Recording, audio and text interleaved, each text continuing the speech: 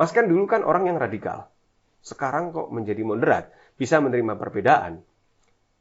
Titik balik seperti apa sehingga Mas Ken sekarang bisa berdamai dengan diri dan orang lain? Saya bilang, dulu saya seuzon kepada semua orang yang berbeda. Jadi, jangankan yang beda agama, yang seagama saya kafirkan. Dulu saya nggak punya kawan, sekarang punya kawan di mana-mana. Dulu saya seuzon kepada orang, sekarang husnuzon, sekarang berprasangka baik kepada seorang. Lalu ada yang menanya, Mas Ken, ini yang menanya yang beda agama. Saya kumpul dengan teman-teman yang lintas agama, ada Nasrani, Hindu, Buddha, ada Konghucu. Mas Ken, saya dapat narasi bahwa yang masuk surga itu di dunia ini hanya umat Islam. Dan dari 73 golongan hanya satu, yaitu Ahlus Sunnah wal Jamaah. Apa tafsir Ahlus Sunnah wal Jamaah menurut Mas Ken yang dulu radikal sekarang menjadi moderat? Apakah kami yang non-Islam menurut Mas Ken berhak masuk surga? Pertanyaan sulit tapi berusaha saya jawab dengan tafsir cangkem elek saya. Dan ini sudah saya sampaikan kepada tokoh agama kemarin kita roadshow Jawa Tengah, Jawa Timur, dan ternyata walaupun beliau baru mendengarnya pertama kali, tapi diterima dan beliau mengiyakan, disampaikan nggak apa-apa. Jadi Ahlus Sunnah wal Jamaah menurut saya itu bisa berlaku untuk siapa saja, agama siapa saja, termasuk penghayat kepercayaan. Karena di dalam Al-Quran dijelaskan di surat Al-Baqarah 62. Sesungguhnya orang-orang mukmin itu yang belum beragama tapi dia sudah percaya kepada Tuhan. Oh gitu. Kalau di Indonesia penghayat kepercayaan. Mukmin itu bukan orang Muslim. Yang dia beriman, dia sudah beriman bahwa meyakini Tuhan satu. Oke. Ada Tuhan dan Tuhan. Ada Tuhan itu satu dan dia selanjutnya orang-orang mukmin, orang-orang Yahudi, orang-orang Nasrani dan orang-orang Sabi'in. Orang-orang Sabi'in itu dulu ditafsirkan orang yang beribadah sebelum Nabi Muhammad turun. Oke. Jadi pakai ada kearifan lokal, adat istiadat. Kalau sekarang ada kejawen, ada Sunda Wiwitan gitu kan. Yang ketika dia sudah percaya kepada Allah bahwa Allah itu satu. Dan dia percaya dengan akhir, berbuat baik, maka dia berhak mendapatkan pahala surga dan tidak ada ketakutan bagi dirinya. Ini kan jelas. Artinya surga tidak dimonopoli oleh satu agama.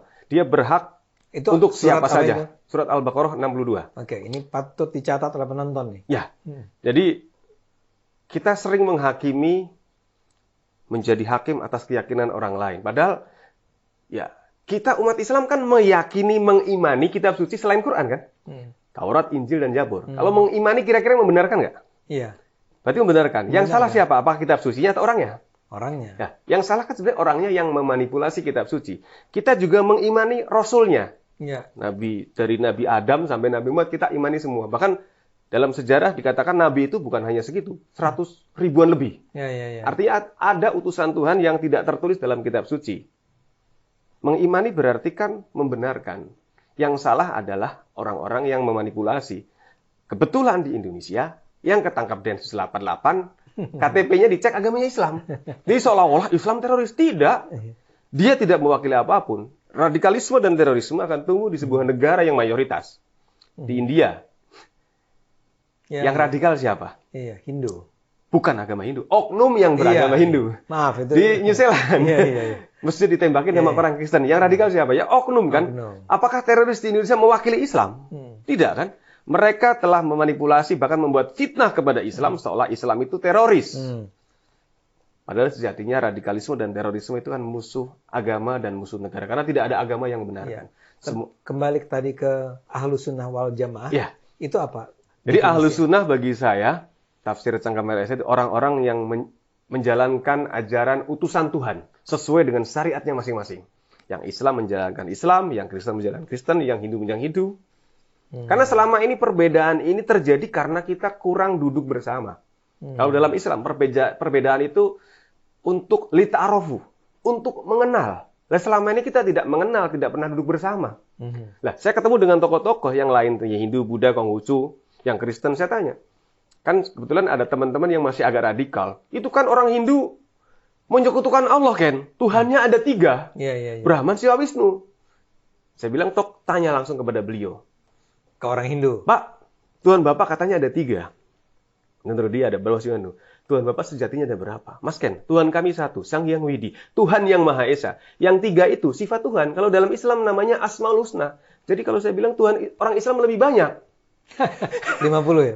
99. Terus Coba tanya orang Kristen. Kristen kan juga Tuhannya ada 3. Tuhan Bapa, Tuhan Anak, Roh Kudus. Coba tanya orang Kristen, Tuhannya ada berapa? Tuhan semesta Adam ada berapa? Tuhan cuma 1, Tuhan Allah. Itu yang 3 pribadi tentang Tuhan. Nah, sebenarnya kita kan hanya kurang duduk bersama. Terus saya tanya kepada orang Hindu. Percaya dengan ada manusia suci. Percaya kalau di Islam namanya Muhammad. Kalau bukan orang suci, nggak mungkin sampai pengikutnya miliaran orang. Percaya dengan kitab suci. Ada di Islam namanya Quran. Di kami punya Weda. Bedanya kalau Islam, itu bisa dibaca sama jamaahnya. Kalau di Hindu, dibaca hanya tokoh-tokohnya. Takut nanti akan diselewengkan. Ya. Percaya dengan malaikat. Percaya di Islam namanya Jibril, Mikael. Di kami punya dewa-dewa. Percaya dengan takdir. Percaya tidak ada yang kebetulan di dunia ini. Semua, bahkan jauh yang jatuh, itu kehendak Tuhan. Percaya dengan hari akhir. Percaya. Dia kan sudah percaya rukun iman. Cuman hanya menyampaikannya dengan bahasa yang berbeda. Karena memang jeda waktu agama satu dengan agama yang lain itu ratusan tahun loh. Pemuda di Abu Kahfi itu hanya 300 tahun ketika masuk gua, keluar gua. Guangnya udah berlaku, bahasanya sudah berbeda. Ini yang sampai ribuan tahun otomatis bahasanya berbeda. Yang otomatis ya peradabannya juga berbeda. Nggak bisa kita samakan harus bahasa seperti ini. Harus kudu Arab misalnya. Nggak harus letterlek seperti itu. Nah ini yang terjadi. Jadi orang-orang yang menjalankan ajaran utusan Tuhan dengan cinta kasih. Dan al-jamaah adalah bukan kelompok, sekte, atau firqoh-firqoh. Al-jamaah adalah negara. Karena yang bertanggung jawab atas persoalan satu wilayah itu negara. Jadi al-sunnah wal jamaah adalah orang-orang yang menjalankan ajaran Tuhan sesuai dengan syariatnya masing-masing, dengan cinta kasih dan taat kepada negara. Jadi kalau ada orang menjalankan agama, dia rajin, tapi dia anti terhadap negara, melawan negara, menurut saya bukan ahlus sunnah wal jamaah. Ini tafsiran yang baru sama sekali. Tapi ini yang menurut saya bisa merontokkan kemarahan dan kita bisa berdamai dengan diri kita. Diaplikasikan dengan nilai Pancasila sangat tepat. Kenapa?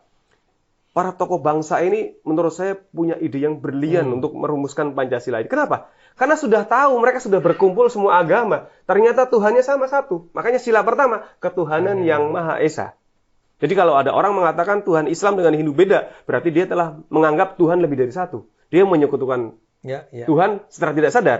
Syirik tidak sadar. Tuhan di dunia ini hanya satu. Makanya sila pertama, ketuhanan yang Maha Esa. Yang meniupkan ruh ke dalam janin, kepada manusia, baik Islam, Nasrani, Hindu, Buddha, itu Tuhannya cuma satu. Dan kita nggak bisa request, lahir di mana? Perbedaan anugerah. Saya mungkin kalau lahir di Bali, orang tua saya Hindu, lingkungan saya Hindu, mungkin saya jadi Hindu. Artinya, perbedaan ini memang sudah kehendak Tuhan. Tuhan itu bisa kok. Sedunia jadi Islam semua bisa. Jadi Kristen semua bisa. Tapi karena diciptakan berbeda-beda ini untuk lita'aruf, untuk mengenal. Untuk jadi pelangi kalau cuma satu warna bisa nggak jadi pelangi? Tidak. Harus berbeda-beda beriringan menjadi pelangi. Jadi ini penting menurut saya. Kita yang radikal saja, yang sangat anti pemerintah, rontok kemarahan karena memahami sila Pancasila sila pertama. Jadi kalau kita sudah memahami sila pertama, bonusnya sila kedua. Kemanusiaan. Bisa memanusiakan manusia. Kemanusiaan yang adil. Adil terhadap diri dan adil terhadap orang lain. Dan beradab. Punya akhlak. Jadi kalau kita sudah paham sila pertama, bisa memanusiakan manusia dan berakhlak. Tapi kalau kita tidak paham sila pertama, tadi syirik tidak sadar, pasti akan menyalahkan teman kita, saudara kita yang berbeda, menyalahkan aparat, menyalahkan pemerintah. Itu sudah pasti. Jadi kuncinya di sila pertama. Ketuhanan yang Maha Esa. Tuhan satu, kalau mencikapi perbedaan, ada Bhinneka Tunggal Ika. Walaupun berbeda-beda, kembali kepada sila pertama. Wong Tuhan kita sejatinya satu kok. Hanya kita beda menyebut dan cara beribadah. Saya menganalogikan agama itu seperti handphone. Pertama keluar ada yang tulat-tulit, yang poliponik, sekarang ada Android. Apakah kita boleh menyalahkan sahabat kita punya tulit? Jelek HP-mu. Nggak boleh kan? Tulat-tulit di masa itu bagus nggak? Tahun 2000-an. Bagus. Paling bagus karena belum ada ini. Ya sudah. Masing-masing yang penting bagaimana kita dengan konsep Bhinneka Tunggal Ika boleh kita berbeda. Yang penting jangan diungkapkan dalam sikap membenci. Itu yang tidak boleh. Berbeda itu anugerah. Kita bisa melengkapi. Jadi ketika sudah kita mendapatkan sila pertama dengan kebinekaan, ya kita perbedaan anugerah. Yang penting kita jangan sampai menyamakan. Agama memang berbeda. Karena syariat kita memang terima berbeda-beda. Nggak boleh disama-samakan. Yang Kristen mengikuti agama Muslim, ya nggak boleh. Tapi ketika dia pengen upgrade, ya silakan. Terus yang Islam keberatan, saya pengen ke yang tulat-tulit saja, ya monggo. Itu hak masing-masing. Jadi kalau saya bilang ada teman-teman yang tiba-tiba mu'alaf misalnya, ya mungkin dia pengen terstruktur, ada seorang pendeta. Mas Ken, gimana menanggapi ada yang muslim ke mu'alaf? Saya bilang perbedaan kita nggak terlalu jauh kok Pak Pendeta. Kalau di Kristen, ibadahnya 24 jam bisa. Di kami bedanya terjadwal 5 kali hanya sehari. Jadi kalau ada yang mungkin ke muslim, dia pengen terjadwal, pengen disiplin. Itu saja kan. Wong ibadah itu laporan kita kepada Tuhan kok. Ya. Yang kalau kita lupa itu kan, kita kadang-kadang kufur. Kenapa? Kita diberikan nikmat, kita lupa sama Tuhan. Makanya kita harus sering-sering laporan. Semakin banyak laporan, kita semakin bersyukur. Jadi nggak ada persoalan sebenarnya. Anda menerima pengaduan ya? Ya, kita buka hotline pengaduan. Kita ada 3 program, ada identifikasi, investigasi, dan rehabilitasi atau reideologi. Orang-orang yang sudah anti Pancasila, kita perkenalkan Pancasila ini bukanlah berhala, ini bukanlah tauhid. Ini adalah ide liberal tokoh bangsa yang bisa mempersatukan kita semua. Di luar negeri yang hanya berapa suku ribut, kita yang sekian banyak suku perbedaan, kita dipersatukan oleh Pancasila yang merupakan ide brilian tokoh bangsa. Kita punya kearifan lokal, kita punya gotong royong, kita punya semuanya di sini. Nikmat mana lagi yang kita dustakan. Jadi kalau kita sudah percaya dengan Pancasila, memang bukan wahyu ilahi, tapi di dalamnya tidak ada satupun yang bertentangan dengan agama.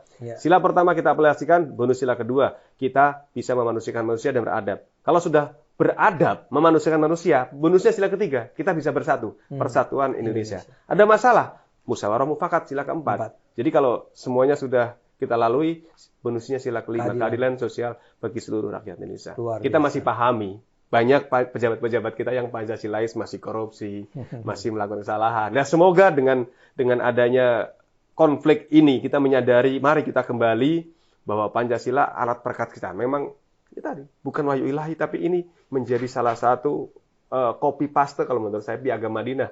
Karena Rasul juga berdialog, bersosialisasi dengan agama lain. Saya prihatin ada akhir-akhir ini itu ada yang mendirikan tempat ibadah dilarang. Padahal Rasul sendiri sih mengatakan, kalau ada orang membangun gereja, bantulah dan jangan jadikan hutang. Artinya hubungan dengan yang beda agama itu begitu harmonis. Dan itu tidak mengurangi keimanan kita, bahkan akan memperkuat keimanan kita. Oh, kita yang paling lengkap kok, kita yang fiturnya lengkap. Justru kita harus mengayomi, kita harus merangkul mereka supaya kita hidup berdampingan, aman dan damai.